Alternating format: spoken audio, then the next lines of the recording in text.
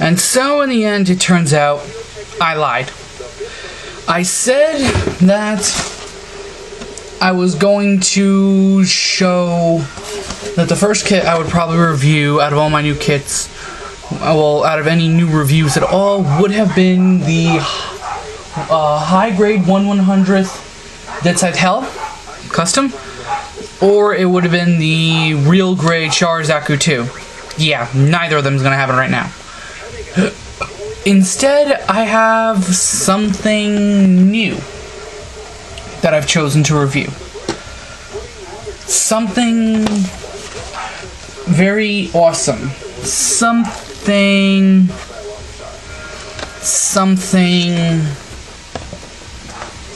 extreme.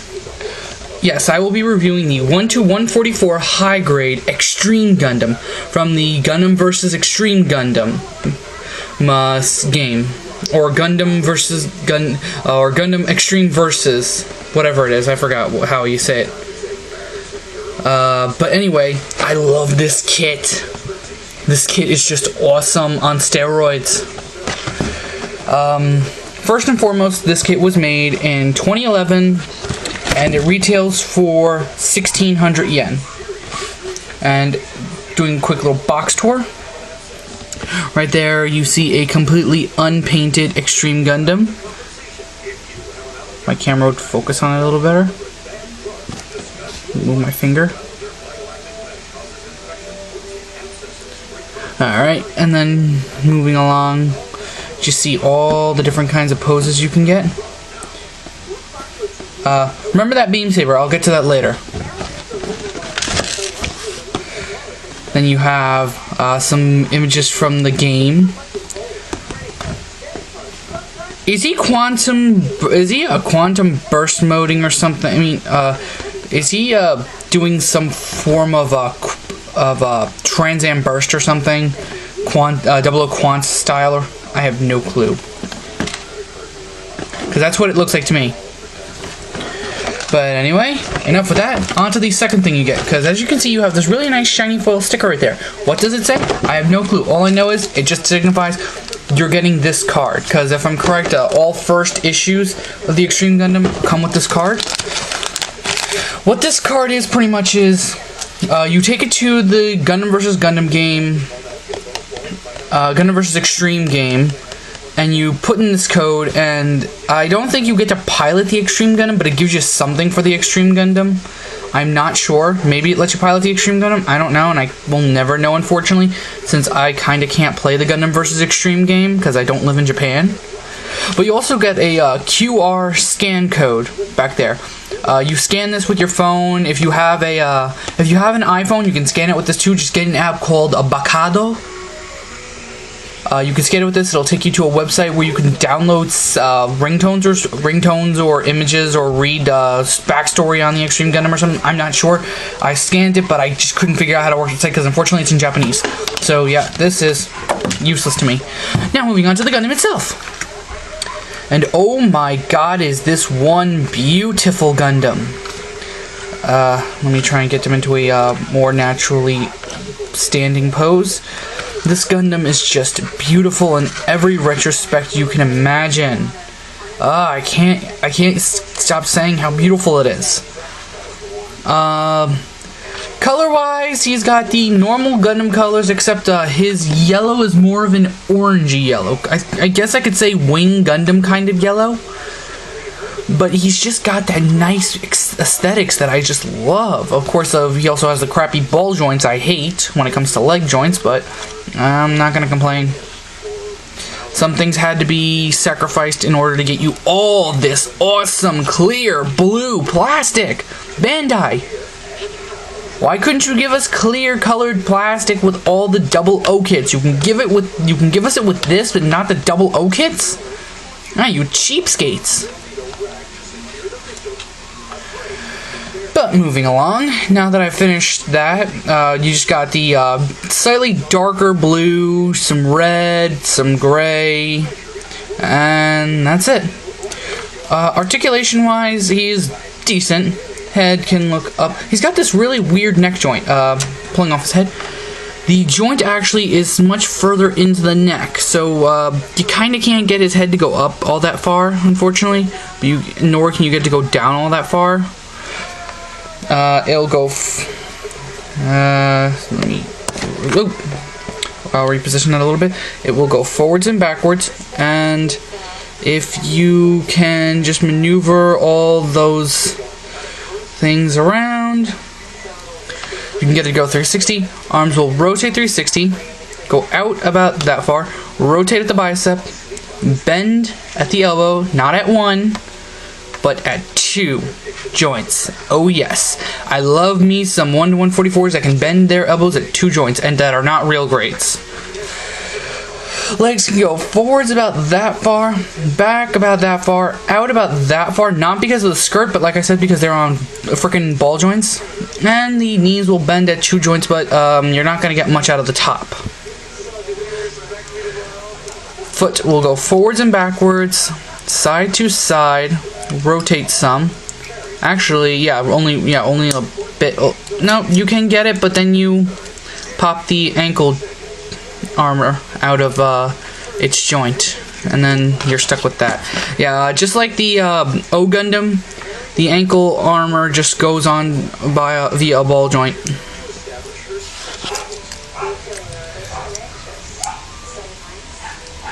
And then it just, if I can get it, pegs in like so.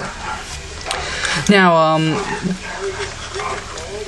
unlike Prime 92, I haven't really had a problem with the clear parts coming off. I mean, sure, it feels like it's gonna pop off with certain ones, but I think she probably just didn't push them in all the way. That's probably why hers keep wanting to pop off.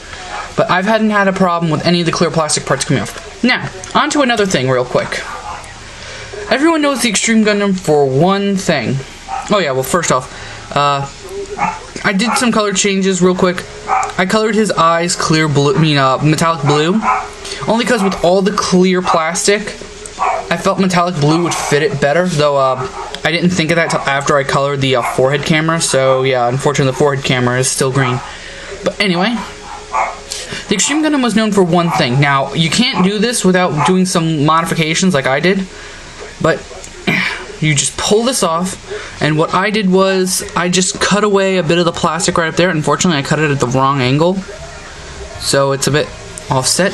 But what you do to change its face mode is you pull the wings off and flip them around. I'm not sure if you actually are supposed to do this, but I just do it anyway for aesthetic purposes.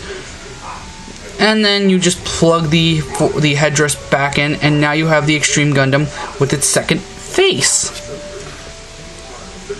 And I like that. That is cool. A Gundam that has 2 heads. Well, 2 faces, really. Anyway, returning it back to normal, so I can go over accessories. And I will start with what I told you guys to remember. Once I get the head wings back in, then have to repaint those. Oh yeah, and just quick thing, stickers you only get stickers for the head, though the Extreme Gundam is supposed to have a red jewel in the forehead. Right there where you can see. I colored it. I had to color that. It doesn't come with a sticker for it, but that's supposed to have a red jewel there. Anyway, now, moving on to accessories real quick. You have 2 beam sabers in the back. That's all nice and dandy, but yeah, I originally had stated in my unboxing video of this that I can sacrifice him not coming with clear beams and coming with a toothpick, because I thought that all you had to do was just well, get beams from somewhere else. Curse you, Bandai! Now you have to steal the beam saber from another Gundam, because, as we all know, he comes with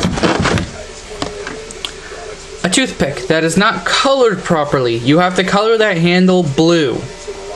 I mean, the handle is blue, you have to color it white. And then you have to color the beam blue. more than likely I'm just going to spray the damn thing blue and then just go over the beam saber with a metallic blue Gundam marker and call it a day. I mean, spray the handle white and go over it with a metallic blue beam saber. Open the metallic blue for the beam. But anyway, as well as that, you get 2 closed fists.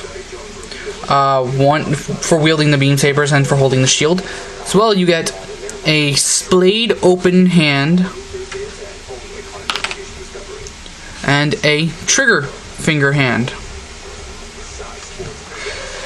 Now, here's what I love about the Extreme Gundam. You get a shield that looks like a guitar case, and inside you have a gun that looks like a Explorer guitar. Yeah, I found out what the guitar was actually called thanks to my father. It's the design right here is based on the Explorer type guitar, or Explorer body. But anyway, to get him to hold the shield, what you must do is pull off one of the clear parts. And as you can see, I colored under pretty much all the clear parts with metallic, with my plated silver marker, just to give it a nice shine. You slide the shield handle into the hand, and then slide it up, and there you go. Now he's protecting himself with his guitar case. But of course that's not all.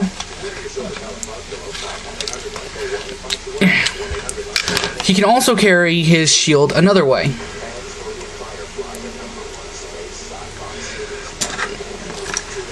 And that requires yanking off the hand, splitting the hand,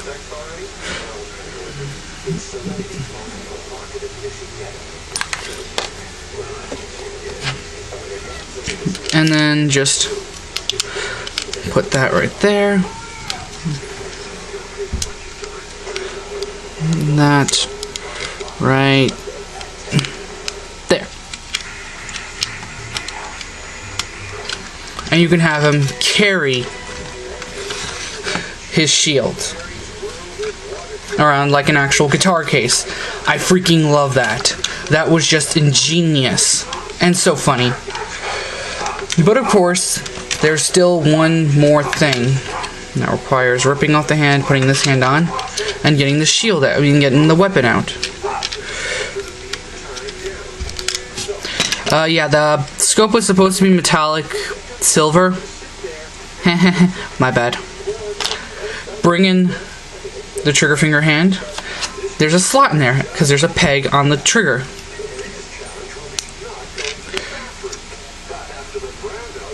That ain't going anywhere.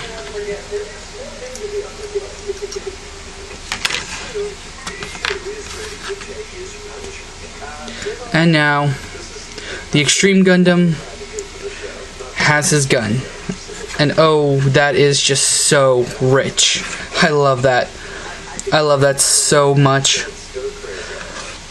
But of course, that's not all he can do. He can rotate it like that, because the handle's on a swivel, and you can have him hold it like he's actually playing the guitar. Oh my god. I'm just loving this thing more and more. This is probably one of my more favorite Gundam designs. I mean, I was kind of getting a little bored with Gundam designs because they all seem the same in the end. When this one came out, it was just so out there, I had to get it. And there was also another reason I had to get it. As some of you know, I am a huge fan of the singer Gacht. Gacht voices the pilot of this thing, or he voices the Extreme Gundam itself. I don't know which one it is. But yeah, if you are a Gacht fan, get this kit. Because it is Gacht. It is so Gacht. If you like Gundam, get this kit. It is one of the more unique Gundams I have seen to date. It's got 2 faces, it's got clear parts up the wazoo, and it's got a gun shaped like a guitar and a shield shaped like a guitar case that you could put the gun in. The only negatives I can hit this kit with are ball joint legs, which I hate, because it limits articulation, and the fact that Bandai basically made it impossible for you to ever give this guy beams. Because even if you do what I originally thought I was going to do and hack this off and then drill a hole, you will never have him store these beam sabers again unless you modify that. all in all, I have to say this is a really good kit, but unfortunately because of just too many things, I cannot give this kit a perfect 2 thumbs up. I give it a thumbs up and a half. This kit is just hilarious and awesome at the same time, and if you hate it, go screw yourselves, because Extreme Gundam is awesome and Gakt is awesome. But anyway, this is Gundam Legacy Extreme signing out, and I will see you all at my next review. Peace out, my friends.